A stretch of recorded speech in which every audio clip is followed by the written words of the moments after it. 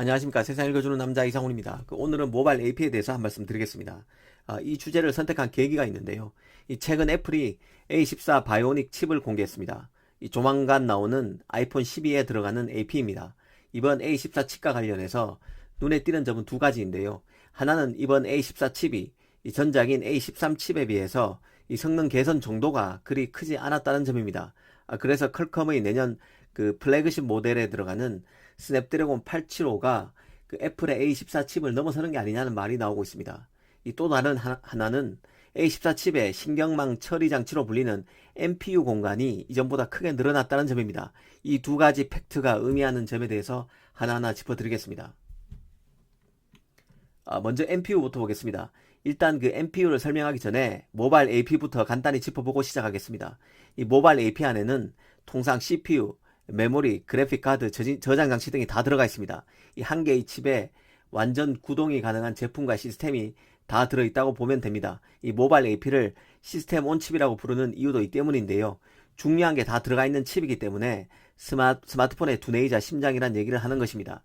모바일 AP 브랜드만 봐도 쟁쟁한 업체만이 이 모바일 AP를 할 수 있다는 것을 알 수 있습니다. 이 퀄컴의 스냅드래곤, 삼성의 엑시노스, 애플의 A 시리즈, 하웨이 그린칩, 미디어텍의 디멘시티 등이 있습니다. 이 전문 팹리스 말고는 스마트폰 업체 중에서는 애플, 삼성, 하웨이 등 메이저 3사만 그 모바일 AP를 직접 하고 있습니다. 이마저도 앞으로 하웨이는 이 대열에서 빠질 가능성이 커졌죠.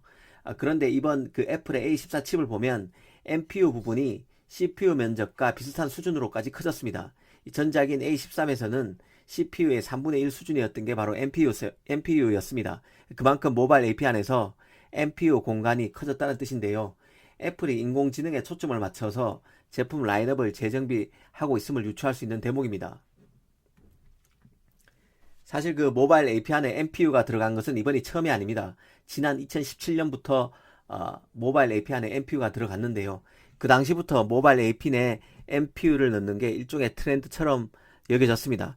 AI에 특화된 스마트폰이라는 그 마케팅 요소도 가미되면서 삼성 엑시노스, 그 퀄컴 스냅드래곤, 하웨이 기름칩도 모두 AP에 NPU를 넣었습니다. 모바일 AP 안에 NPU가 들어간다는 의미는 무엇일까요? 이 스마트폰의 기능과 기능성이 점점 고도화되면서 기존 CPU, GPU만으로는 안 된다는 뜻입니다. 프로세서가 더 필요하게 됐고 NPU가 그 지능형 연산을 하고 있다고 보시면 됩니다. 가령 길을 가다가 외국어 간판이 보이면 외국어를 번역해주는 이런 기능도 스마트폰에 있는데요. 이런 것을 NPU가 담당한다고 보면 됩니다. 일전에도 말씀드린 적이 있는데요. CPU는 명령어를 순차적으로 처리합니다. 미션이 1번부터 100번까지 있다면 1번을 끝내야 2번을 하고 2번이 끝내야 3번을 하는 식입니다. 이 100번째 연산을 하려면 99번째 연산을 끝내야 할 수 있습니다. 그런데 GPU는 연산이 동시에 가능합니다.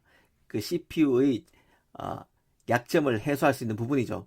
이 점들의 신호값이 동시에 나와야 화면이 그림이 구성된다는 것을 연상하면 쉬운데요.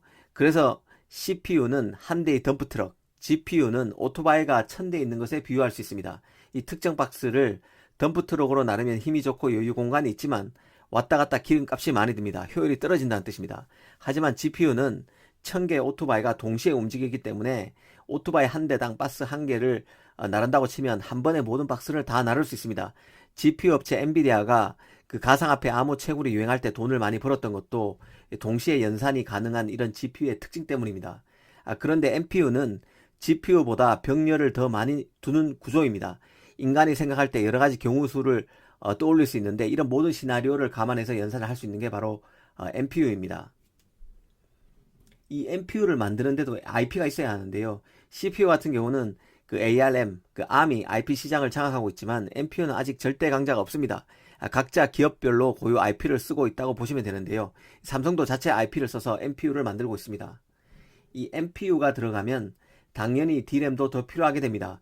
프로세서와 D램은 항상 짝으로 다닌다고 보면 쉬운데요. 시스템이 최적화되려면 항상 D램이 프로세서 옆에 붙어서 도와줘야 합니다. 이 삼성도 엑시노스 안에 NPU 공간이 점점 더 커지고 있는 추세입니다. 애플의 경우는 NPU 크기가 이번 A14 칩에서 더 도드라진 것으로 볼 수 있는데요. 스마트폰의 성능을 높이는데 이 NPU가 얼마나 기여할지 지켜봐야 할 것 같습니다. 또 애플에서 이번에 내놓은 A14 칩의 성능이 기대보다 못하다는 평가가 나오고 있는 점도 짚어볼 필요가 있습니다. 이때까지는 애플의 AP인 그 A 시리즈는 성능 테스트를 하면 퀄컴의 스냅드래곤, 삼성의 엑시노스보다 항상 우위였습니다. 사실 그럴 만한 이유가 있는데요. 기본적으로 애플의 AP는 자사만을 위한 제품입니다. 자사 전용이죠.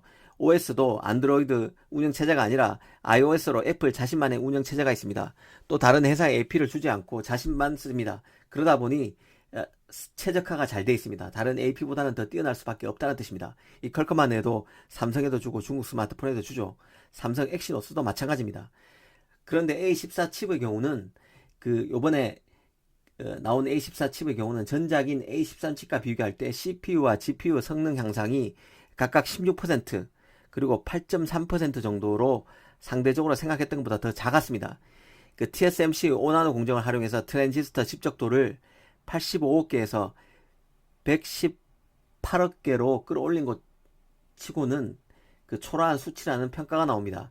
여기에는 NPU 공간을 넓힌 것이 아마 영향을 줬을 것입니다.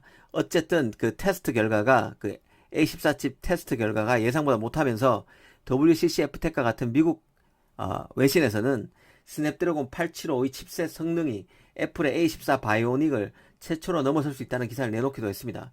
삼성 엑시노스 1000의 경우도 스냅드래곤 875와 격차를 크게 줄이면서 내년 갤럭시 S21에 기존에 탑재되던 비중보다 훨씬 더 많이 탑재될 것이라는 관측이 나오는 상황입니다.